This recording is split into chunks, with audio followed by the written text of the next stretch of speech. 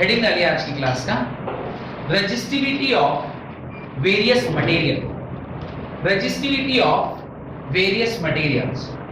तो जैसा कि हम लोगों ने लास्ट क्लास में पढ़ा था, आप लोगों ने रिलेशनशिप चेक किया था between current and drift velocity,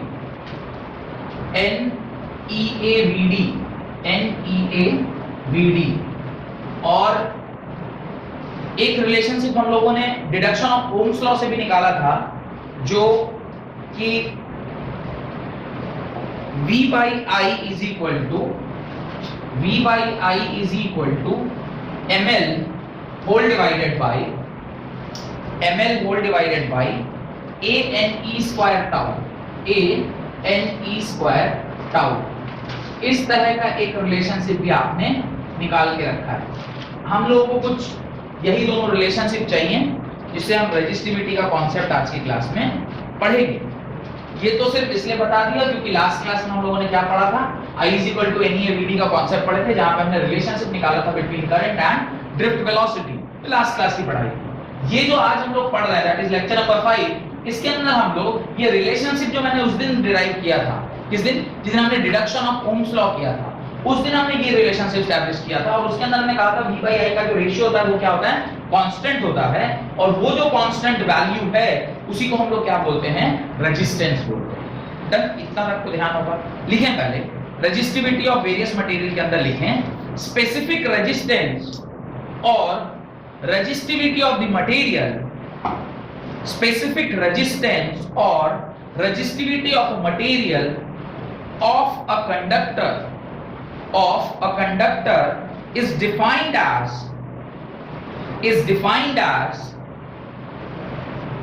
the resistance of unit length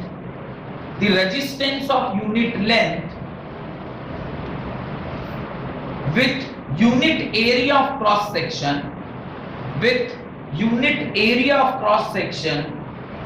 of the material of the conductor.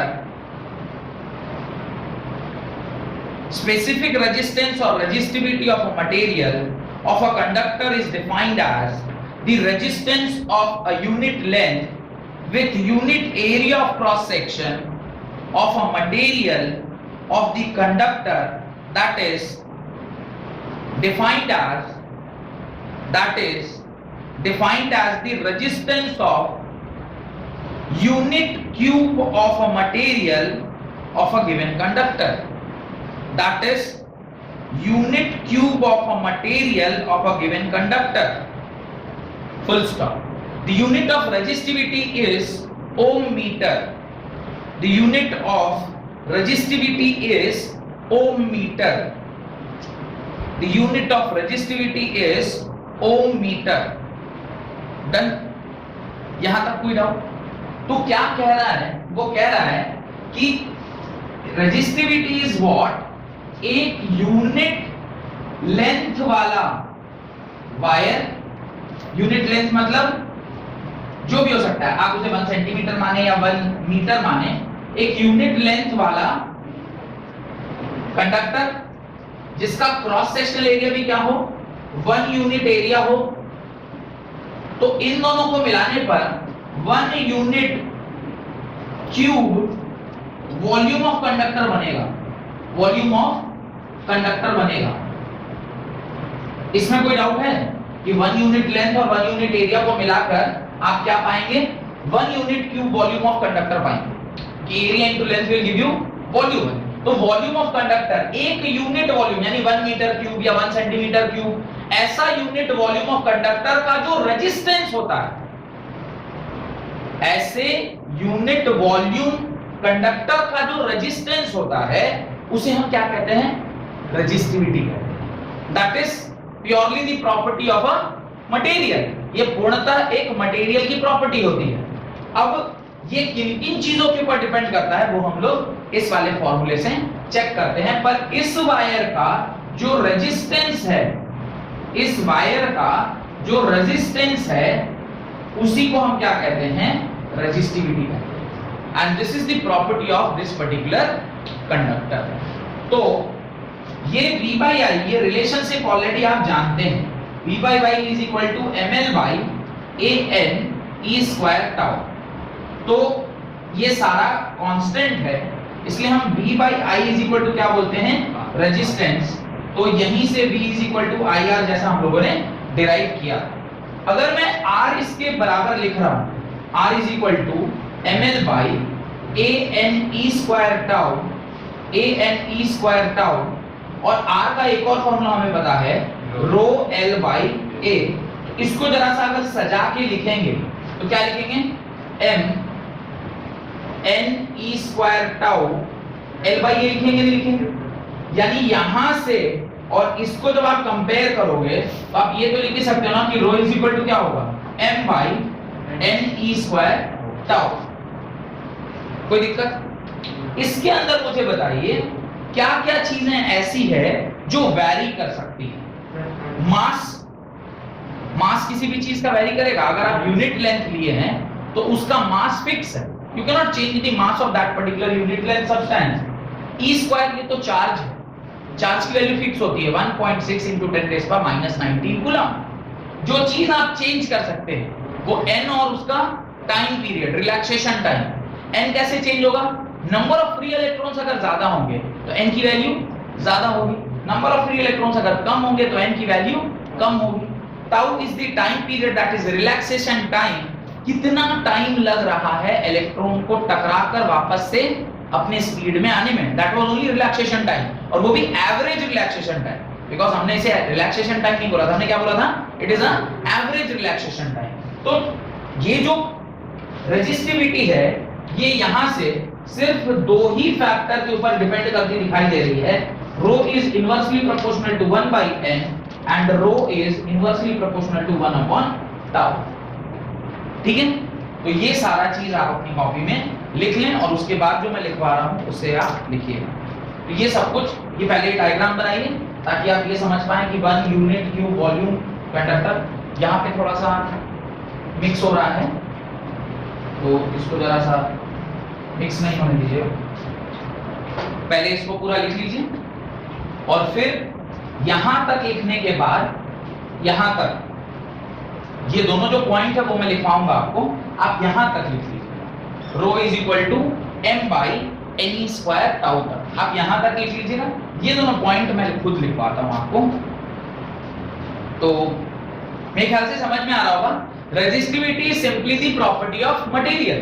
Resistivity property of material है, वो मटेरियल की प्रॉपर्टी के ऊपर डिपेंड करता है। मटेरियल में कितने नंबर ऑफ फ्री इलेक्ट्रॉन्स है, किसी में फ्री इलेक्ट्रॉन्स ज्यादा होते हैं, किसी में फ्री इलेक्ट्रॉन्स कम होते हैं। तो ये मटेरियल की प्रॉपर्टी है ना, सिल्वर में हो सकता है ज्यादा हो, गोल्ड में हो सकता है कम हो, एल्युमिनियम में और कम हो, कॉपर में कम हो।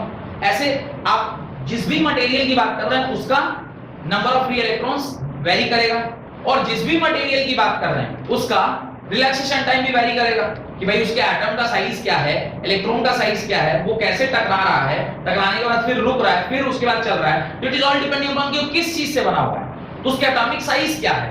तो अल्टीमेटली दोनों ही property is the property of material. Whereas mass, अगर लेंथ फिक्स है तो अगर पर्टिकुलर मटेरियल की बात कर रहे हैं तो उसका मास क्या रहने वाला है, फिक्स रहने वाला है, और charge of electron that is E वो भी 100% क्या रहने वाला है, फिक्स रहने वाला है। Can you change the value of charge? भगवान नहीं चेंज कर सकते, नहीं। एक बार जो बन के आ गया 1.6 into 10⁻⁻19 जो कि मोलिकन ऑयल ड्रॉप एक्सपेरिमेंट से हम लोगों ने निकाला था, चार्ज टू मास रेशियो। अगर थोड़ा बहुत आपको ध्यान आ रहा हो, क्लास 11th में स्ट्रक्चर ऑफ एटम में हमने ये सब पढ़ा था, तो वहीं से हमें पता चला था कि चार्ज की वैल्यू कितनी होती है, 1.6 into 10⁻⁻19 कूलम होती है। यहां तक अगर आपने लिख लिया है तो इसके नीचे दो बातें लिखें। According to the above formula, इसको डब्बे में भी बंद कर लीजिएगा, right. According to the above formula,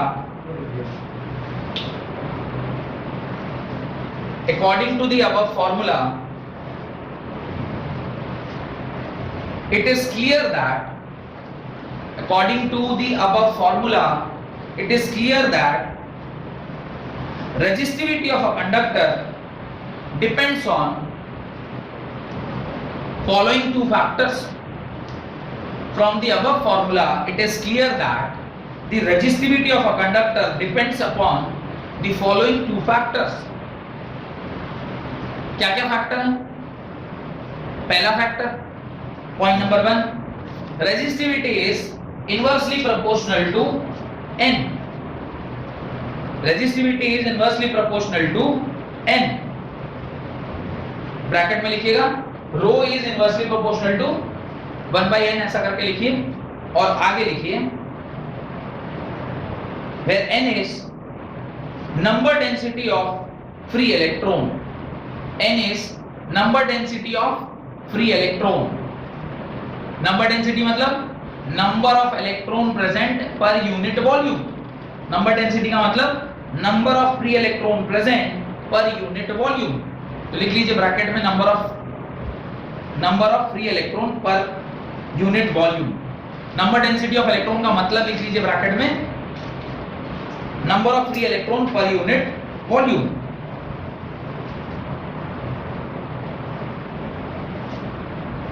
उसी में स्टेटमेंट के फॉर्म में लिखिए as the free electron density depends upon the nature of material. As the free electron density depends upon the nature of material. As the free electron density depends upon the nature of material. ये तो अभी समझाया ना आपको कि nature of material कैसे, silver होगा तो उसमें फ्री इलेक्ट्रॉन्स अलग होंगे, गोल्ड होगा तो उसमें फ्री इलेक्ट्रॉन्स अलग होंगे, एल्युमिनियम होगा तो उसमें फ्री इलेक्ट्रॉन अलग होंगे. तो मेटल टू मेटल वो क्या कर रहा है, वेरी कर रहा है. जो चीज मेटल टू मेटल वेरी कर रही है वो तो उस पर्टिकुलर मेटल की प्रॉपर्टी हो गई. therefore resistivity of a conductor depends upon the nature of material. Therefore resistivity of a conductor depends upon the nature of material. Resistivity of a substance depends upon the nature of material. Done? यहां तक कोई doubt नहीं है? तो ये आपको समझ में आ गया कि rho is inversely proportional to 1/n होता है. सेकंड पॉइंट लिखें, rho is inversely proportional to 1/tau. Rho is inversely proportional to 1/tau. where tau is what? Average relaxation time. Where tau is what? Average relaxation time of free electrons of the conductor. Average relaxation time of free electron of the conductor. Average relaxation time of free electron of a conductor. Full stop. The value of tau depends upon the temperature of conductor. The value of tau depends upon the temperature of conductor. Why temperature of conductor? Because आपको याद करिए उसने क्या बोला था, thermal velocity. Thermal velocity is how much heat up is that particular, क्योंकि वो टकराएगा, कुछ हीट रिलीज करेगा तो वहां से एनर्जी डिसिपेट होगी. तो वो थर्मल वेलोसिटी थी. टकराने के बाद जब वो चलना स्टार्ट कर रहा है in the influence of electric field, तो टेंपरेचर वेरिएंट है. टेंपरेचर के साथ डिपेंडेंस है किसका, रेजिस्टिविटी का. तो आज भी एक और बात हमें पता चली कि रेजिस्टिविटी डिपेंड्स अपॉन टेंपरेचर. बहुत इंपॉर्टेंट है. वैसे तो पूरा हेडिंग ही डालेंगे हम लोग इस बारे में, पर अभी आपको ध्यान रखना है कि टेंपरेचर रेजिस्टिविटी जो है वो टेंपरेचर के ऊपर भी डिपेंड करता है. रेजिस्टेंस डिपेंड कर रहा था, उसका हमने पूरा फॉर्मूला देखा. R = R01 bracket 1 plus alpha t plus beta t square, ऐसा करके हमने पूरा फॉर्मूला देखा. Where alpha and beta are the coefficients of thermal resistivity और something coefficients of temperature resistance, ऐसे करके कुछ था. टेंपरेचर कोएफिशिएंट ऑफ रेजिस्टेंस याद आ रहा है जैसा मुझे. तो जैसे कि आपने रेजिस्टेंस के बारे में पढ़ा था, ठीक उसी प्रकार से resistivity is also function of temperature. Resistivity बोलता हूं, tau is also function of temperature. और टाउ अगर फंक्शन ऑफ टेंपरेचर है तो इनडायरेक्टली मैं क्या बोलूंगा, resistivity is also function of temperature only. पढ़ेंगे आगे चलिए. फिलहाल आप सिर्फ लिखें as the value of tau depends upon the temperature of conductor. So resistivity of conductor changes with temperature. Resistivity of conductor changes with temperature. Full stop. As temperature increases,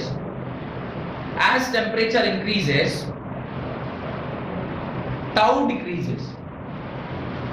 As temperature increases, tau decreases. And hence rho increases, या resistivity increases, and hence rho increases. तो इसने अभी जो कहा है उसको समझते हैं। टेम्परेचर के बढ़ने पर जो आपका रिलैक्सेशन टाइम है ये घट जाए। ये लॉजिकल है या सिर्फ एक रिलेशनशिप है? या किसी को लग रहा है नहीं सर ये तो कंप्लीटली लॉजिकल है। Relaxation time is what? Relaxation time is कि एक बार मॉलिक्यूल टकराया, टकराने से 0 और 0 बन के फिर से अपने मैक्सिमम को आया। जब सिस्टम का टेम्परेचर आप बढ़ा दीजिएगा तो इलेक्ट्रॉन में रैंडमनेस आ जाएगा। रैंडमनेस आ जाएगा तो स्पीड को गेन करने की जो उसकी क्षमता है वो फास्ट हो जाएगी, और फास्ट हो जाएगी तो जो रिलैक्सेशन टाइम था, जो टाइम पीरियड जितने देर के लिए वो टकराकर फास्टेस्ट स्पीड पर आ रहा था, वो कम हो जाएगा। ऑब्वियस, इसमें कोई मतलब याद करने वाली चीज, लॉजिकल चीज है। और आप खुद ही कह रहे हैं कि टाउ और जो आपका रो है वो इनवर्सली प्रोपोर्शनल है। आपने यहाँ लिखा है ना, tau is inversely proportional to rho. तो अगर ये घट रहा है तो ये क्या होगा? बढ़ेगा। यानी अगर टेम्परेचर और रेजिस्टिविटी के बीच में रिलेशनशिप देखें तो दोनों डायरेक्टली प्रोपोर्शनल होंगे, क्योंकि टेम्परेचर के बढ़ने पर टाउ घट रहा है और टाउ के घटने से रेजिस्टिविटी बढ़ती है। तो टेम्परेचर और टाउ जो है वो आपस में क्या है? डायरेक्टली प्रोपोर्शनल है। यानी जब हम फार्मूला ऑफ रेजिस्टिविटी पढ़ रहे होंगे, यानी फंक्शन ऑफ टेम्परेचर, तो वो जरूर 100% कैसा होगा? एक लीनियर रिलेशनशिप होगा जहां पे दोनों आपस में क्या होंगे? प्रोपोर्शनल। ये बात समझ में आ गई? कोई दिक्कत? तो ये जरूर लिख लीजिएगा अपने वर्ड्स में टू मेक योरसेल्फ अंडरस्टैंड कि क्या आपने ऊपर लिखा है, और जो स्टेटमेंट में लिखा है उसको मैंने सिंबॉलिकली वहां रिप्रेजेंट किया है, तो उसको एक बार लिख लीजिए। ठीक है? एक छोटा सा टेबल बनाइए। एक तरफ लिखिए नेम ऑफ मटेरियल, दूसरी तरफ लिखिए रेजिस्टिविटी। एक तरफ लिखिए नेम ऑफ मटेरियल, दूसरी तरफ लिखिए रेजिस्टिविटी। कुछ इंपॉर्टेंट मेटल्स के रेजिस्टिविटी का वैल्यू आपको लिखवा दे रहा हूं, सो दैट कि एक आइडिया आ जाए आपको कि रेजिस्टिविटी किसका किस प्रकार से वैरी करता है। सबसे पहले लिखें सिल्वर। सबसे पहले लिखें silver. 1.6 into 10 raised power minus 8, 1.6 into 10 raised power minus 8। Next लिखें copper, 1.7 into 10 raised power minus 8, 1.7 into 10 raised power minus 8।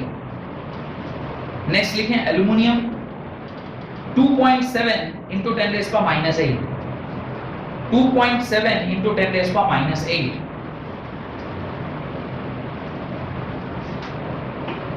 जिसकी रेजिस्टिविटी कम, उसकी कंडक्टिविटी। तो रेजिस्टिविटी देखिए 10 raised power minus 8 के ऑर्डर का, तो ये अच्छा कंडक्टर होगा। वुड, एक एग्जांपल दे रहा हूं, वुड की कंडक्टिविटी अभी लिखिएगा, वुड की conductivity 10 raised power 8, 10 raised power 11, resistivity is of the order 10 raised power 11। तो रेजिस्टेंस प्रोवाइड करेगा, कंडक्टेंस की प्रॉपर्टी दिखाएगा, रेजिस्टेंस की प्रॉपर्टी दिखाएगा, क्योंकि उसकी रेजिस्टिविटी बहुत ज्यादा हाई है। अगर किसी की रेजिस्टिविटी बहुत ज्यादा हाई है, इसका मतलब उसमें नंबर ऑफ इलेक्ट्रॉन, जो फ्री इलेक्ट्रॉन बहुत कम होंगे, और उसमें रिलैक्सेशन टाइम भी क्या हो रहा होगा? बहुत ज्यादा हो रहा होगा, कम हो रहा होगा? कम हो रहा होगा। रिलैक्सेशन टाइम कम क्यों होगा? अगर रेजिस्टिविटी ज्यादा है तो रिलैक्सेशन टाइम कम क्यों होगा? क्योंकि ये इनवर्सली प्रोपोर्शनल है, जैसा कि आपने फॉर्मूले में पढ़ा। और अगर किसी भी पर्टिकुलर मेटल का रिलैक्सेशन टाइम कम है, इवन इफ कम है, पर अगर उसमें फ्री इलेक्ट्रॉन्स ही नहीं है, तो फायदा क्या? फायदा क्या? फ्री इलेक्ट्रॉन्स होना चाहिए ना, तब ना वो जाके टकराएगा और फिर आगे की कहानी करेगा। फ्री इलेक्ट्रॉन्स ही नहीं है तो फिर कहानी खत्म हो जाती है। तो वुड के लिए जो रेजिस्टिविटी वो 10 raised power 11 के ऑर्डर का है, और सिल्वर के लिए जो रेजिस्टिविटी वो 10 raised power minus 8 के ऑर्डर का है। आगे लिखें कुछ एक आध मटेरियल सेमीकंडक्टर के। Germanium 0.46, germanium is 0.46, graphite 3.5 into 10 raised power minus 5। Actually carbon लिखाना चाहिए था, पर मैंने ग्रेफाइट लिखा दिया। Graphite 3.5 into 10 raised power minus 5। Silicon 2300, silicon 2300। Glass, GLASS glass 10 raised to the power 12। Hard rubber, अच्छा हार्ड रबर्स आर कंडक्टर और not? they are not conductors। 10 raised power 15, 10 raised to the power 15। Would 10 raised to the power 10, ये मैं ना average order बता रहा हूं, sir, ठीक है, 10 raised to 10 डन। तो ये कुछ मटेरियल्स थे जिसकी कंडक्टिविटी आपको पता है। एक वुड मैंने बताया जिसको आप इंसुलेटर के फॉर्म में याद करते हैं ना, वुड, प्लास्टिक, थर्मोकोल, ये सब एग्जांपल हम लोग याद करते हैं, बचपन से करते आ रहे हैं। इंसुलेटर का जब भी हमने जिक्र किया होगा, हमने एग्जांपल में यही सब बोला होगा, वुड, प्लास्टिक, जो भी हमारे अगल बगल है, हमने कहा सबसे पहले तो वुड ही दिखाई देता है, फिर प्लास्टिक, फिर थर्मोकोल, ये सब सारे एग्जांपल हम लोग इंसुलेटर में यूज करते हैं। इंसुलेटर मतलब नंबर ऑफ फ्री इलेक्ट्रॉन्स न के बराबर, और वो होगा जिसकी रेजिस्टिविटी इतनी हाई है तो उसकी कंडक्टिविटी बहुत कम होगी, और कंडक्टिविटी कम होने का कारण क्या है? क्योंकि वह नंबर ऑफ फ्री इलेक्ट्रॉन्स होते ही नहीं। नंबर ऑफ इलेक्ट्रॉन्स क्यों नहीं होते? वो आप एनर्जी बैंड गैप से भी समझ सकते हैं। जो वैलेंस इलेक्ट्रॉन है वो कंडक्टेंस इलेक्ट्रॉन तक जा ही नहीं पा रहा। तो सवाल लिखिए, रेजिस्टिविटी का कांसेप्ट मेरे ख्याल से आपको समझ में आ गया होगा। जिसकी रेजिस्टिविटी ज्यादा होती है उसकी कंडक्टिविटी कम, और resistivity depends upon only two factors, that is number of free electrons and relaxation time, और ये दोनों से इनवर्सली प्रोपोर्शनल है। और रिलैक्सेशन टाइम जो है वो डिपेंड करता है टेम्परेचर के ऊपर। तो टेम्परेचर अगर किसी का बढ़ेगा तो उसका रिलैक्सेशन टाइम कम होता है, और रिलैक्सेशन टाइम अगर कम होगा तो उसका रेजिस्टिविटी ज्यादा होगा। यानी अगर टेम्परेचर किसी चीज का बढ़ाया जाए तो उसकी रेजिस्टिविटी बढ़ जाती है। डन। लिखें, क्वेश्चन लिखें। A negligible small current is passed through, a negligible small current is passed through a wire length 15 meter, a wire length 15 meter and uniform cross section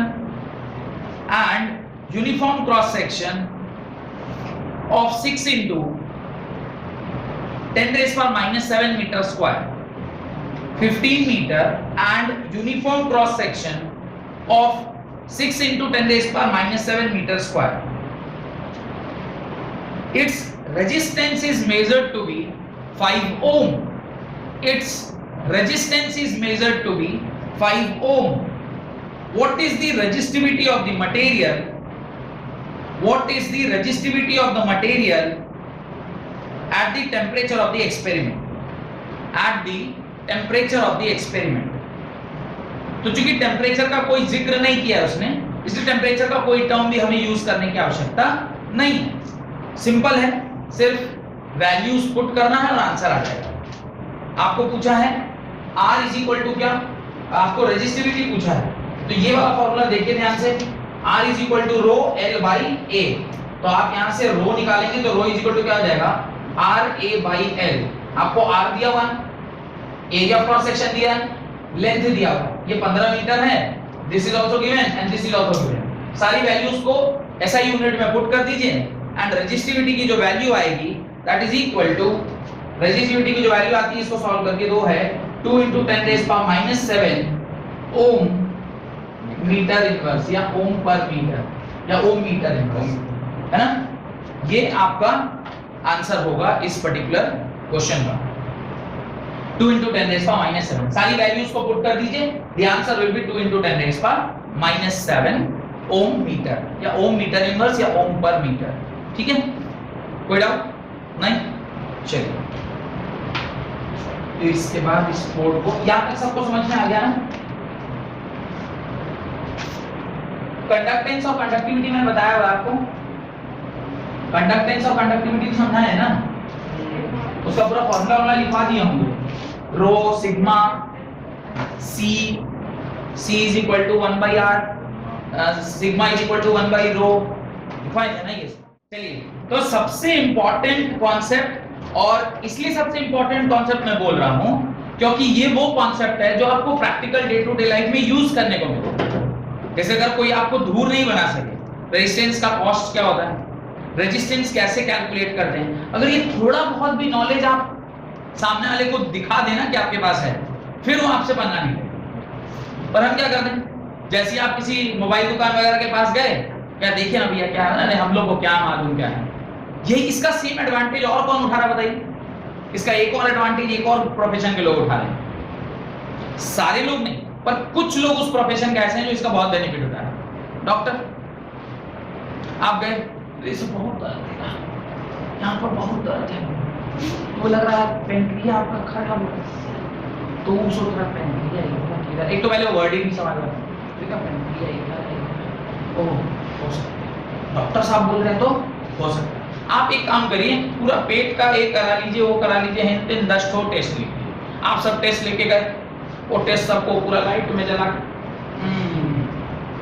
तो पूरा डैमेज है ये तो लगता है कैंसरस 3rd स्टेज में। अब आप जैसे ये सब सुन लिए, अब आप डॉक्टर साहब जो पैसा लेना लीजिए, हमको इसको ठीक कर। डॉक्टर के पास ऐसे ही होता है ना, सारे डॉक्टर ऐसे नहीं होते, क्योंकि ऑन रिकॉर्ड भी जा रहा है, सारे डॉक्टर ऐसे नहीं होते, वो कुछ डॉक्टर लोग तो खैर भगवान के दूसरे रूप में, कोरोना काल में वही लोग इतना हम लोग को सपोर्ट किए कि आज हम लोग सब पढ़ाई लिखाई सब कर पा रहे हैं। लेकिन डॉक्टर्स में भी सारे वो जो क्या एक word they use it as झोला छाप डॉक्टर, वो लोग इसका बहुत ज्यादा फायदा उठाते हैं, और खास करके विलेज एरिया में जहां पे ना लोगों को ज्ञान की कमी है। अब वो कह दिया आपके पाँव में फोटोसिंथेसिस हो गया है, अब वो बेचारा परेशान है कि ये कौन बीमारी पकड़ ली है फोटोसिंथेसिस का।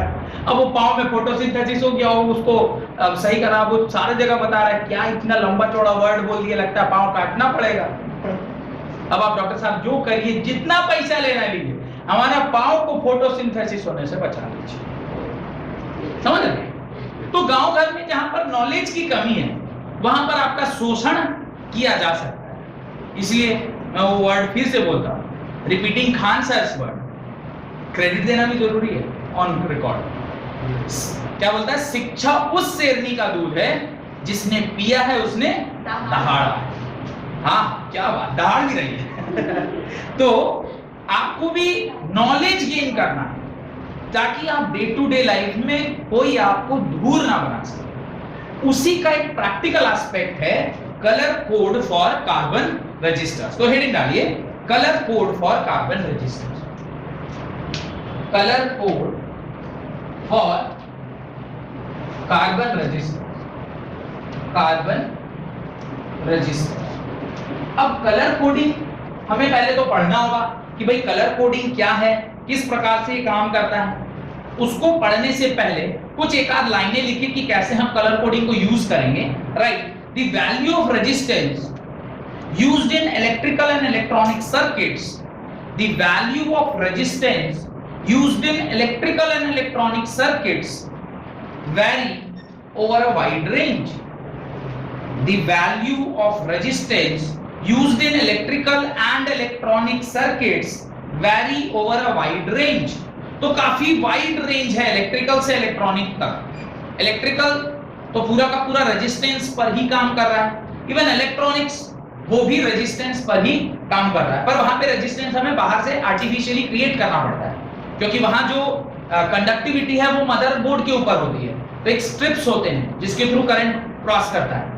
तो आपको जहां रेजिस्टेंस चाहिए होता है उसको हमें रोकना पड़ता है। यानी मानिए सपोज करिए आपको कोई पर्टिकुलर अमाउंट ऑफ करंट चाहिए, या कोई particular amount of potential drop चाहिए, या आप कोई भी वहां पर एक फंक्शन कराना चाहते हैं, तो वहां पर आपको थोड़ा सा रेजिस्टेंस डाल के और वहां पर वोल्टेज को ड्रॉप कराना होगा। Resistance is generally used to drop the voltage in a series circuit. Series circuit में खैर ये सब तो हम लोग आगे पढ़ेंगे, अभी हमने इलेक्ट्रिसिटी में ही आगे के पार्ट में ये सब कुछ मैं आपको पढ़ाऊंगा। फिलहाल अभी जो हम लोग पढ़ रहे हैं वो ये है कि जो इलेक्ट्रिकल और इलेक्ट्रॉनिक सर्किट है इसमें काफी ज्यादा वेरिएशन होता है रेजिस्टेंस का। उस रेजिस्टेंस को हम लोग कैसे कैलकुलेट करते हैं? With the help of colours. तो उसको कलर कोडिंग बोलते हैं। आगे लिखिए, these resistance are usually carbon resistors, these resistance are generally carbon resistors and a color code is used to indicate the value of resistance. A color code is used to indicate the value of resistance, to indicate the value of resistance. Done. Their value ranges from kilo ohm to mega ohm. Their value ranges from kilo ohm to mega ohm. एक हमारी विद्यार्थी थी मेघा नाम, तो हमने कहा mega ohm तो क्या सर मेरा नाम क्यों बोला? मैंने कहा मेघा नहीं, मेगा, मेगा ओम। तो ये वो रजिस्टर है जिसके बारे में अभी हम लोग पढ़ेंगे और मैंने आपको अभी थोड़ी देर पहले दिखाया भी था।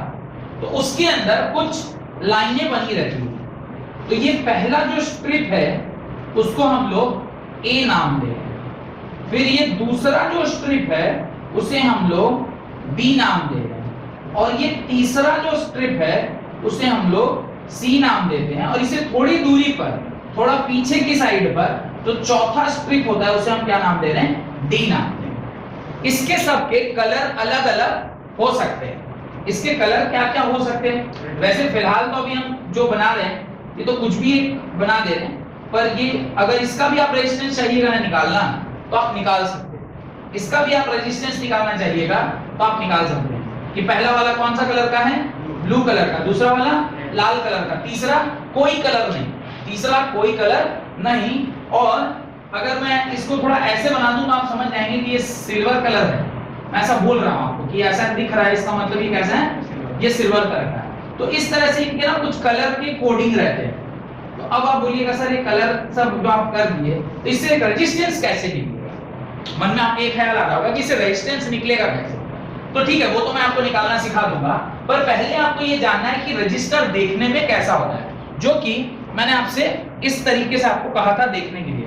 तो जो लोग ऑनलाइन भी देख रहे हैं वो भी मेरे ख्याल से देख पाएंगे कि इस तरीके का रेजिस्टेंस होता है, जहां पे आप देखिए कुछ स्ट्रिप्स बने हुए हैं और वो स्ट्रिप्स जो हैं वो अलग अलग कलर के हैं। तो आप लोग को तो मैंने दिखाई दिया ना, जो बच्चे ऑनलाइन पढ़ रहे हैं उनको भी ये स्ट्रिप्स आपको देखना है, जहां पे वेरियस कलर्स वहां पे रहते हैं। अब आपको क्या करना है, उन कलर कोडिंग के बारे में थोड़ा सा जानना है। तो आप एक टेबल बनाइए, colour code for carbon resistors, colour code for carbon resistor. तो पहले उसमें आपको 1 2 3 4 5 यानी आपको 5 कॉलम बनाना है। पहला कॉलम, दूसरा कॉलम, तीसरा कॉलम, चौथा कॉलम और पांचवा कॉलम। इस प्रकार से आप 5 कॉलम्स बनाएंगे। देखिए आप पहला कॉलम, पहले कॉलम में आप लिखेंगे कलर, पहले कॉलम में आप लिखेंगे कलर। अब देखिए कलर का नाम क्या होगा, रेड ब्लू ब्लैक, तो उसी हिसाब से आप जगह छोड़िएगा। फिर letter of remember, letter of remember. अब इस कलर को याद रखने के लिए हम लोग एक इसका इनिशियल यूज करेंगे कि रेड है तो आर यूज करेंगे। तो यहाँ पे सिर्फ एक क्या लिखेंगे, लेटर लिखेंगे, उसके नीचे नंबर, उसके नीचे क्या लिखेंगे, नंबर लिखेंगे। अब नंबर लिखना है यानी 1 2 3 4 5 लिखना है, यहाँ पे भी बहुत जगह नहीं चाहिए। उसके बाद मल्टीप्लायर, उसके बाद मल्टीप्लायर, इसमें भी 10 रेज़ पावर 1 10 रेज़ पावर 2 इस तरह का कुछ लिखना है, तो इसमें भी बहुत जगह नहीं चाहिए। और tolerance, last is tolerance, tolerance इसमें आपको 5% 10% 20% इस तरह का कुछ लिखना है, तो इसमें भी बहुत ज्यादा जगह नहीं चाहिए। यानी पांचों को आप इक्वल साइज का बनाइएगा तो भी आपका काम चल जाएगा। ठीक है, यहां तक सब कुछ समझ में आ गया। ये थोड़ा लंबा जाएगा, मतलब लगभग आप मान के चलिए 12-13 आपको रोज बनाने होंगे, 1 2 3 ऐसे 12-13 रोज बनाने होंगे। पहला लिखिए ब्लैक, फर्स्ट लिखिए कलर के नीचे लिखिए ब्लैक। वो फिल्म देखा ना, ब्लैक ब्लैक, वैसे ब्लैक, ब्लैक फिल्म देखा है? नहीं देखा, नाम सुना है? वो अंधा और अंधी, काफी अच्छी पिक्चर थी, अमिताभ बच्चन थे उसमें। हाँ, वही वैसे पा और ब्लैक जैसे पिक्चर वही बना सकते हैं, सारे लोग बना भी नहीं सकते। लिखिए ब्लैक, तो उसके लिए जो सिंबल यूज करिएगा वो कैपिटल बी। फिर लिखिए ब्राउन, फिर लिखिए ब्राउन, उसके लिए भी जो यूज करेंगे आप लेटर वो कैपिटल बी। फिर रेड, RED रेड, उसके लिए कैपिटल R। फिर ऑरेंज, उसके लिए O। फिर येलो, उसके लिए Y। फिर ग्रीन, उसके लिए कैपिटल G। फिर ब्लू, उसके लिए कैपिटल B। वॉयलेट, उसके लिए V, volleyball, VV, volleyball, volleyball वाला। नेक्स्ट ग्रे, ग्रे के लिए आप लिखेंगे G। फिर आप लिखेंगे व्हाइट, व्हाइट के लिए आप लिखेंगे W। गोल्ड सिल्वर, पहले लिखिए गोल्ड, ग्रे के बाद व्हाइट, उसके लिए आप W लिखिए, उसके नीचे आप लिखेंगे गोल्ड। गोल्ड के लिए कोई नाम नहीं होता इसलिए आप उसको डैश रख दीजिए, गोल्ड के लिए कोई नाम नहीं यूज करते हम लोग। फिर सिल्वर के लिए भी कोई नाम नहीं यूज करते हैं, तो उसके लिए भी आप डैश कर दीजिए, वहां पे भी आप कुछ भी नहीं लिखेंगे। और लास्ट में नो कलर, लास्ट में नो कलर, लास्ट में नो कलर, ठीक है। नो कलर के लिए भी आप कोई नाम यूज नहीं करें। नंबर वाले कॉलम में आइए और 0 से लेके 9 तक लिख लीजिए। जो थर्ड कॉलम है उसमें आप 0 से लेके 9 तक लिख लीजिए। ब्लैक के लिए 0 और व्हाइट के लिए 9। एग्जैक्टली व्हाइट पर 9 आ जाएगा, देखिए आ रहा है क्या, व्हाइट पर 9 आ गया। उसके नीचे 3 के लिए कोई नंबर देने की आवश्यकता नहीं है, काट दीजिए, माने वो dash dash dash, done. Third column भी आपका कंप्लीट हो गया। अब मल्टीप्लायर, पहले ब्लैक के लिए लिखिए 10⁻0, नेक्स्ट ब्राउन के लिए लिखिए 10⁻1। तो मेरे ख्याल से आप व्हाइट तक 10⁻9 तक पहुंच जाएंगे, कर लीजिए। तो रेड के लिए 10⁻2, ऑरेंज के लिए 10⁻3, येलो के लिए 10⁻4, ग्रीन के लिए 10⁻5, ब्लू के लिए 10⁻6, वॉयलेट के लिए 10⁻7, ग्रे के लिए 10⁻8 एंड व्हाइट के लिए 10⁻9। यहां तक कोई दिक्कत? फिर आपके नीचे वहां पे गोल्ड और सिल्वर है। गोल्ड के लिए 10⁻1 और सिल्वर के लिए 10⁻2। नो कलर के लिए कुछ नहीं, डैश। और लास्ट टॉलरेंस, ऊपर से लेके व्हाइट तक कुछ नहीं, सबका टॉलरेंस कुछ नहीं होता है, डैश डैश डैश डैश कर दीजिए पूरा व्हाइट कलर का। सिर्फ गोल्ड के लिए लिखिए 5%, गोल्ड के लिए लिखिए 5% टॉलरेंस, सिल्वर के लिए लिखिए 10% और नो कलर के लिए लिखिए 20%। डन। ये आपका टेबल हो गया तैयार। इस टेबल की मदद से आप किसी भी दुनिया के रेजिस्टेंस को कैलकुलेट कर सकते हैं। अब इसको ना याद रखने के लिए कि क्या हायरार्की है, कैसे ब्लैक है फिर ब्लू है फिर क्या क्या कैसे है, उसके लिए एक लाइन लिखिए, black brown Roy, black BLAC के ब्लैक ब्राउन रॉय, ROY ना कैपिटल में लिखेगा, ROY रॉय, ब्लैक ब्राउन छोटा माने black brown Roy, ROY Roy, Roy आदमी का नाम। Great Britain, great Britain, G बड़ा फिर great Britain, great Britain. Very good wife, very good wife wearing gold silver necklace, very good wife wearing gold silver necklace. Black brown Roy, great Britain, very good wife wearing gold silver necklace. अब आप देखिए black का B capital B underline करिए, पहला जो black का capital B underline करिए, तो वो तो ब्लैक ही था, पहला ब्लैक है और ब्लैक ही उसका नाम भी है। ब्राउन वो भी अंडरलाइन करिए। रॉय में क्या है, रेड ऑरेंज येलो, रॉय में 3 वर्ड है, ROY ROY, red orange yellow. Great का G ग्रीन, फिर ब्रिटेन का B ब्लू, फिर वेरी, वेरी इज वॉयलेट, फिर good, good is for grey, grey no, good is for grey, then white, wife is for white, फिर wearing, wearing का तो W किसी काम का नहीं, gold silver necklace, gold silver necklace, necklace is for no colour. एक तरीका है जिससे आप उसको क्या कर सकते हैं, याद रख सकते हैं कि किस सीक्वेंस में। अल्टीमेटली आप बोलिएगा सर कि इसको याद क्यों रखना है, ये मन में डाउट आएगा ना कि सर हम क्यों याद रखें, कि टेबल दिया नहीं रहेगा क्या? नहीं, आपको नहीं दिया रहेगा। लेकिन अगर आपको ये नाम पता है कि ब्लैक के लिए 0 था, देखिए ब्लैक के लिए जो नंबर है वो क्या है 0, और जो अगर नंबर याद है तो उसके बाजू वाला भी आपको याद हो जाए, वो 10⁻0 है, और टॉलरेंस में कुछ भी नहीं। आप देखिए पहले लाइन को थोड़ा देखिए, ब्लैक के लिए कैपिटल B, उसके लिए जो नंबर है वो क्या है 0 है, और 0 के लिए जो मल्टीप्लायर है वो 10⁻0 है, और फिर उसके बगल में टॉलरेंस कुछ भी नहीं। टॉलरेंस तो सिर्फ 3 ही का है, लास्ट 3 का, गोल्ड सिल्वर और नो कलर का, 5%, 10% और 20%। तो टॉलरेंस तो 3 का ही याद रखना है। नंबर मैंने क्या बोला, व्हाइट तक 0 से 9 आपको लिखना है, यानी 10 ही कलर है जिसके लिए आपको नंबर याद रखना है 0 से लेकर 9, उसके नीचे तो नंबर भी नहीं है। और मल्टीप्लायर में 0 से लेकर 10⁻⁹ और फिर 10⁻⁻1 and 10⁻⁻2 for gold and silver. तो ये तो आपको टेबल तभी ना याद रहेगा जब उसका कुछ शॉर्ट ट्रिक आप बना लें। तो शॉर्ट ट्रिक बनाया है क्या है, मतलब ये ऐसा बना, मैंने नहीं बनाया, ये स्टैंडर्ड है, सब लोग इसे याद करते हैं। क्या है? Black brown Roy, great Britain, उसके बाद very good wife wearing gold silver necklace. मतलब बता रहा है कि ये वो ब्लैक ब्राउन कलर का एक रॉय नाम का आदमी है, ग्रेट ब्रिटेन में रहता होगा, उसकी बहुत सुंदर कन्या होगी और उस कन्या का वो जो नेकलेस हो गोल्ड और सिल्वर का एलॉय बना के कुछ नेकलेस दिया होगा, ऐसे कुछ पहनी होगी, चाहे दिया होगा, ऐसे करके कुछ एक लाइन है जिससे आपको ये याद है। अब बोले सर याद तो हो गया, अब इसका करेगा अलुआ इसको याद करके करेंगे क्या? करेंगे ये कि हम लोगों को जो ये एक एग्जांपल मैंने यहां पर दिया है, उस एग्जांपल से हम लोग इसको क्या करते हैं, सॉल्व करते हैं। तो ये टेबल वाला पार्ट में मिटा रहा हूं, ये नीचे वाला पार्ट मिटा रहा हूं, सो दैट कि आप देख पाए इसके नीचे का कैसे कैलकुलेट करते हैं। अब ये पहला वाला क्या है, आपके हिसाब से ब्लू कलर का है, मेरे हिसाब से भी ब्लू ही है, पर आपके हिसाब से ज्यादा ब्लू। तो अगर ये ब्लू है तो ब्लू के लिए कौन सा नंबर है, देखिए जरा, 6। ब्लू के लिए क्या है, 6।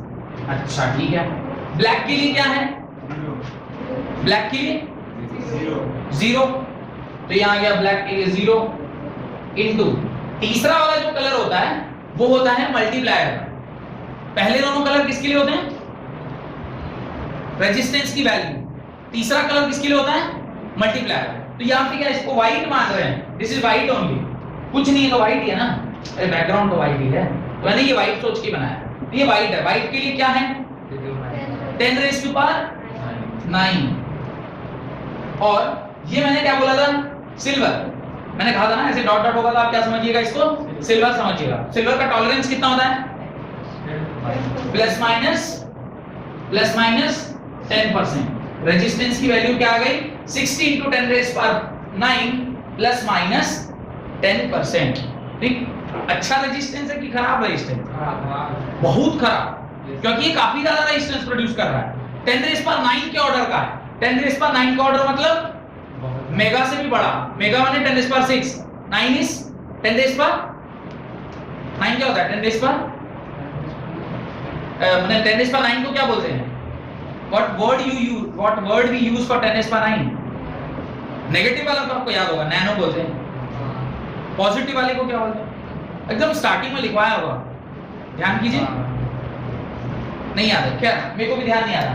तो ये देखिए r की वैल्यू मेरे को भी ध्यान नहीं आ रहा, तो r की वैल्यू 60 × 10⁻⁹ प्लस माइनस 10%।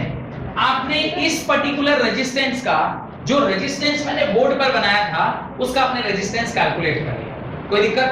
सर एक और बताइए, ये अरे ये पहला वाला कलर का नंबर पहला लिखे, दूसरे वाले कलर का नंबर दूसरा लिखे, तीसरे, हाँ रेड है, रेड के लिए क्या यूज किया, तो कोई 0 कैसे बोल रहा था, रेड का तो 2 है ना, तो फिर 0 किसने कहा, 62 × 10⁻⁹ यानी 0 आप बता दिए। खैर जो भी है, समझ में आ रहा है। पहले दो स्ट्रिप आपको क्या देते हैं, नंबर देते हैं, तीसरा स्ट्रिप आपको क्या देते हैं, मल्टीप्लाई, और चौथा अगर गोल्ड या सिल्वर है तब तो आपको कुछ मिलेगा। कई बार चौथा जो है वो जरूरी नहीं कि गोल्ड सिल्वर हो, ये भी येलो ब्लैक रेड कुछ हो सकता है। ठीक है, अभी जो हमने निकाला है ये तो ऐसे रैंडमली मैंने जो मेरे पास जो मार्कर अवेलेबल थे उससे निकलवाया। अब ना आप ये ओरिजिनल रेजिस्टेंस जो है उसका आप निकालिए, तो ये तो जो देख पाएगा वही निकाल पाएगा, है ना। तो पहला,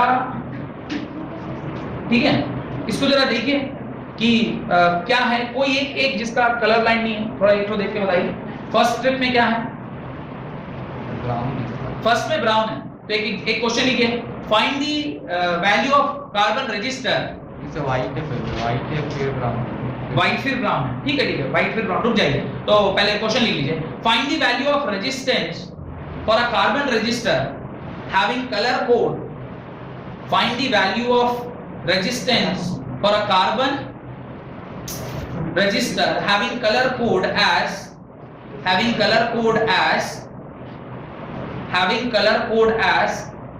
पहला ऐसा बना लीजिए। अच्छा कई बार ना यहाँ पे 1 2 3 4 भी रहते हैं, कोई जरूरी नहीं कि यहाँ 3 ही रहे, कई बार 4 भी रहते, तो 4 होंगे तो यहाँ पे एक और वर्ड आ जाएगा ना, 3 डिजिट का भी तो हो सकता है ये, तो ये ऐसा भी हो सकता है। तो ये जो पर्टिकुलर है ना, इसमें 5 स्ट्रिप है, तो 5 स्ट्रिप है तो क्या होगा, 3 आगे के नंबर, चौथा मल्टीप्लायर और 5वां टॉलरेंस। तो पहला ऐसे एक स्ट्रिप बनाइए जिसके अंदर 5 कलर डालने हैं आपको, 4 एक साथ और एक अलग, ठीक है। उसको आप A B C D और E लिखिएगा, A B C D और E थोड़ा सा हटा के लिखिएगा क्योंकि ये टॉलरेंस की वैल्यू देता है। अब A का है बाबू, बताओ A क्या कलर है, व्हाइट है, तो A लिख लीजिए व्हाइट है, A इज व्हाइट। नेक्स्ट बोलिए, brown. Next is brown, second वाला जो है वो आपका क्या है, ब्राउन है। थर्ड बताओ बाबू, ब्लैक है शायद, ब्लैक है, ब्लैक है शायद नहीं लिखिएगा, ब्लैक ही लिखिएगा। हाँ, fourth blue, blue, and the last is red है, लास्ट इज रेड। लो बाबू हमारा रजिस्टर वापस करो। तो इस प्रकार से आप लोगों ने ये जो रजिस्टर था इसकी वैल्यू अब आपको निकालनी है। तो अब बताइए मेरे को इसका वैल्यू क्या आ रहा है, व्हाइट इज फॉर 9, नेक्स्ट इसने बोला brown, brown is for 1 and then black is for 0। 910 आ रहा है, नंबर क्या आ रहा है, 901 कि 910, 910 into 10 raise to the power 6 क्यों, क्योंकि उसने क्या बोला, ब्लू बोला, तो 10 रेज़ पावर 6। और टॉलरेंस आएगा क्या, रेड का टॉलरेंस कुछ नहीं होता, इसलिए नो टॉलरेंस इज देयर। तो इसका रेजिस्टेंस कितना हो गया, जो एग्जांपल मैंने अभी आपको दिया था उसका रेजिस्टेंस क्या हो गया, उसका रेजिस्टेंस हो गया 910 into 10 raised to the power 6 ohm, plus minus कुछ नहीं, कि जो गोल्ड सिल्वर और नो कलर होता है तभी आपको टॉलरेंस आता है, बाकी किसी भी कलर में टॉलरेंस नहीं आता है। तो बताइए कलर कोडिंग से रेजिस्टेंस की वैल्यू निकालना कितना आसान काम था, सिर्फ और सिर्फ आपको क्या याद रहना चाहिए, वो टेबल याद रहना चाहिए, तो आप चुटकी में रेजिस्टेंस निकाल लेंगे। और इसके ऊपर एक सवाल आते ही आता है बोर्ड में, आप देखिएगा लास्ट 10 ईयर खोल के 5-6 साल क्या नहीं 2 नंबर का सवाल रहेगा, कलर बता देगा और आपसे सीधे कहेगा रेजिस्टेंस की वैल्यू निकालो। अब अगर उसको 2 नंबर से 3 नंबर में कन्वर्ट करना है तो क्या करेगा, पहले आपसे कलर कोडिंग से रेजिस्टेंस निकलवाएगा, वोल्टेज की वैल्यू दे देगा, तो क्या बताओ करंट क्या है, या फिर आपको रेजिस्टेंस निकलवा लिया और अब वो चाहता है कि आप रो L बाई A वाला फॉर्मूला लगाएं, तो आपको एरिया क्रॉस सेक्शन दे दिया, L दे दिया, रेजिस्टिविटी कैलकुलेट करवा लिया। तो पहले रेजिस्टेंस कलर कोडिंग से कैलकुलेट करा के रेजिस्टेंस जहां-जहां यूज होता है वो हर जगह आपको घुमा के ले जा सकता है। अगर वो ऐसा करेगा तो कितने सा नंबर का सवाल हो जाएगा, 3 नंबर का सवाल हो जाएगा। अगर ऐसा नहीं करेगा तो कितने नंबर का सवाल है, 2 नंबर का सवाल है। कॉमन बिल्कुल बातें। अब उसके नीचे 2 सवाल, ये तो आपने, हाँ एक मिनट, इसके ये तो आप समझ गए कि मैंने जो एग्जांपल दिया था वो भी समझ में आ गया और आपने जो एग्जांपल अभी लिखा था वो भी आपको समझ में आ गया, यानी जो मैंने अभी आपको दिखाया था। हाँ क्या कलर हुआ, अगर यहाँ 3 ही कलर है, ये यही नहीं होगा, चौथा नहीं होगा। और अगर यहाँ पे मान लो इस बीच में कुछ भी कलर नहीं है तो नो कलर है, नो कलर होगा। तो ऐसा कभी होगा नहीं कि बीच में नो कलर है, नो कलर जब भी आएगा, क्योंकि नो कलर के लिए हमने ना तो नंबर रखा है ना मल्टीप्लायर रखा है, तो नो कलर वाला कभी बीच में नहीं आएगा। जो बना रहा है वो भी तो सोच के बनाएगा ना, भाई ऐसा थोड़े बना लेगा जिसका कोई काम मतलब ही ना निकल पाए, वो तो हमेशा ऐसे ही वैल्यूज को लगाएगा, ठीक है। खैर अच्छा, पहले मैं आपको ये बता दूं कि ये पहले रेजिस्टेंस निकाला जाता है, बाद में उसकी कलर कोडिंग की जाती है। पहले कलर कोडिंग करके रेजिस्टेंस थोड़ी बनाएगा, इंडस्ट्री में तो पहले रेजिस्टेंस बन जाता होगा, उसकी रेजिस्टेंस की वैल्यू मापते होंगे, उसका उसके ऊपर कलर कोड डालते होंगे। चलो अगर मान लो 800 है तो 800 डालने के लिए क्या करेंगे, 800, तो 8 का कलर जो भी होगा वो डाल देते होंगे, फिर 00 के लिए जो भी कलर होगा वो डाल देते होंगे, समझ में आ रहा है। तो पहले उसकी वैल्यू निकालता हूं, बाद में कलर करते होंगे, कलर करके वैल्यू थोड़े निकालता हूं, क्या ना, चलो कलर कर दिया, बाद देखो ये तो गलत निकल गया, फिर से कलर उसको चेंज कर रहे हैं, मिटाने का ऑप्शन तो होगा नहीं। खैर, तो 2 सवाल आपने कर लिया, तीसरा सवाल लीजिए, how will you represent the resistance of, तीसरा सवाल लिखें, how will you represent a resistance of 3700 ohm plus minus 10% by color code. How will you represent a resistance of 3700 ohm plus minus 10% by color coding? आपको colour code से बताना है कि जो आपका रेजिस्टेंस है, क्या रेजिस्टेंस है, 3700 ओम प्लस माइनस 10%, वो कलर कोडिंग में किस तरह का। तो ध्यान से देखिए इसको, या कोई बता रहा है मुझे क्या आंसर आएगा। ऑरेंज वायलेट ब्लैक ब्लैक और फिर वो orange violet black black, silver. Orange violet black black silver. अरे तेरी, और मल्टीप्लायर कहाँ लिया, अरे इसको ऐसे लिखेंगे ना, 37 into 10 raised to the power 2 ohm plus minus 10। अब जो आप कलर लिखेंगे 3 के लिए कौन सा कलर आता है, ऑरेंज आया, फिर 7 के लिए वॉयलेट, फिर 10 raised to power 2 के लिए रेड, और लास्ट वाला 10% सिल्वर। तो जो कलर कोडिंग इस पर्टिकुलर रजिस्टर का होगा वो होगा orange violet red and silver. The sequence will be orange violet red and silver. समझ में आया। मल्टीप्लायर नहीं है तो मल्टीप्लायर जनरेट करना है भाई, अगर मल्टीप्लायर है ही नहीं सर हटा दीजिए मल्टीप्लायर। क्या है अगला सवाल, एक और सवाल लिखिए और फिर हम लोग रेजिस्टिविटी का टेम्परेचर का डिपेंडेंस वो अगली क्लास में चेक करते हैं।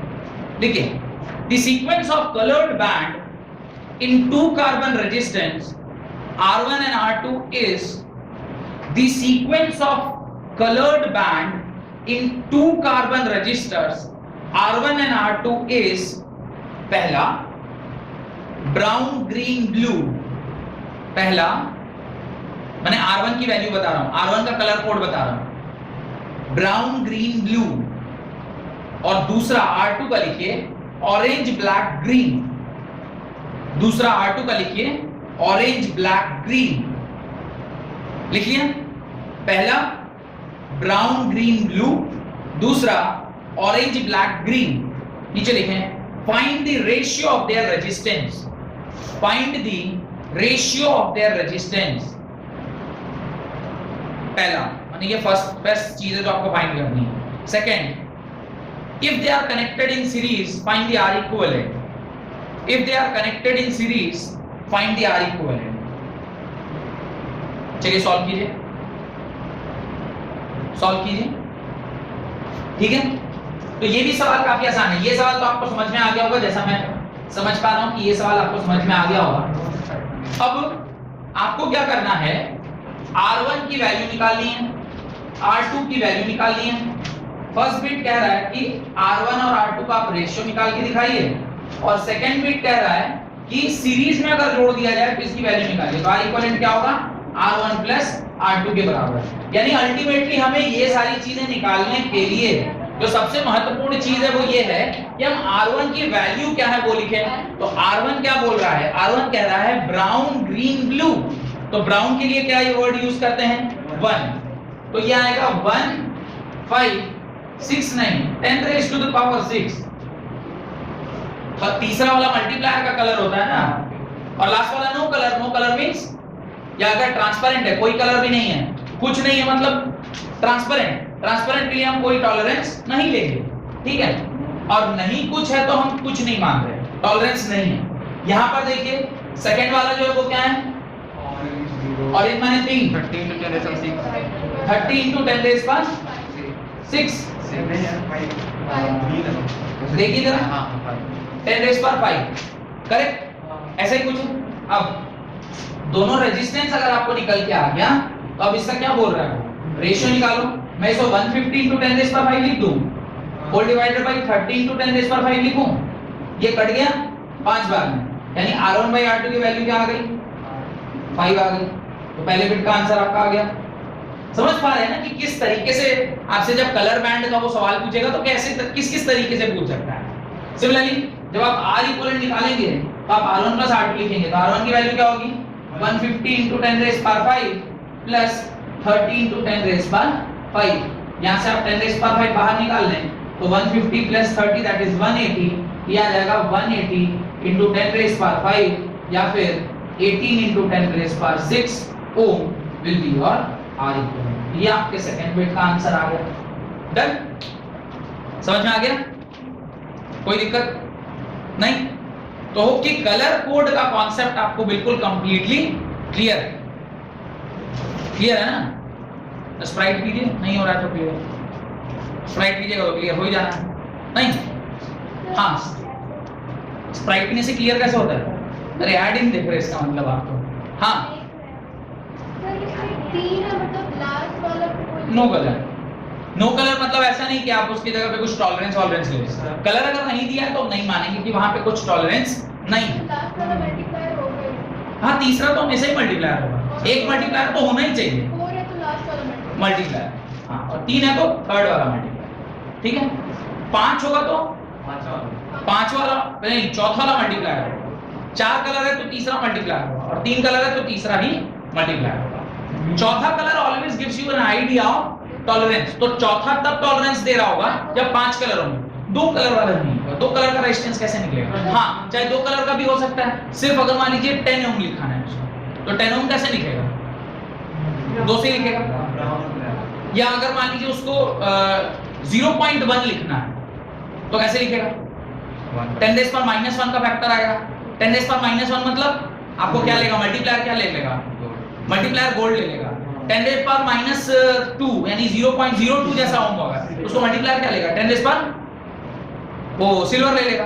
तो आप अब समझ जाएंगे, लाइक देखेंगे तो आप समझ जाएंगे, कोई ऐसी बात नहीं है। ठीक है, तो होप कि यहां तक आपको सब कुछ समझ में आ रहा है। मिलते हैं अगली क्लास में जहां पे हम लोग कुछ टॉपिक्स पढ़ेंगे जैसे टेम्परेचर डिपेंडेंस ऑफ रेजिस्टिविटी, और फिर हम लोग सीधे चले जाएंगे combination of series and parallel, जो कि अगला टॉपिक है आपका कि आप किस तरह से रेजिस्टेंस को सीरीज और पैरेलल में जोड़ते हैं। उसके ऊपर उसके अंदर बहुत सारे सवाल मुझे आपको करवाने हैं, क्योंकि मैंने कैपेसिटर में आपको सीरीज पैरेलल का सवाल नहीं कराया था, और वही रीजन है कि मैंने शीट भी डिस्कशन नहीं किया आपके साथ। जो आपको सेकंड डीपीपी दी थी ना, आपने उसको बना के मुझे भेजा है और ना मैंने आपसे पूछा है, क्योंकि उसमें कैपेसिटर्स के बहुत सारे सीरीज और पैरेलल के क्वेश्चन दिए हुए हैं। अब कैपेसिटर सीरीज पैरेलल जब मैंने सिखाया ही नहीं है, मैं आपसे आंसर कैसे एक्सपेक्ट करूंगा? तो इसलिए सीरीज पैरेलल कैसे निकालते हैं ये सिखा दिया था, और उसके जो टाइप्स ऑफ क्वेश्चन है, व्हिटस्टोन ब्रिज वाला या फिर जो थोड़े टेक्निकल क्वेश्चंस हैं, वो तो आपको नहीं सिखाया। तो वो नहीं सिखाया है, इसलिए मैं आपसे शीट भी सॉल्व करने के लिए नहीं बोल रहा हूं कि शीट आप सॉल्व करके मुझे अभी जमा ना करें, पर जैसे ही मैं आपको रेजिस्टेंस का आर इक्विवेलेंट निकालना सिखा दूं अलग अलग सर्किट्स पे, फिर तो I can ask you that solution of that particular circuit. ठीक है, बहुत बहुत धन्यवाद।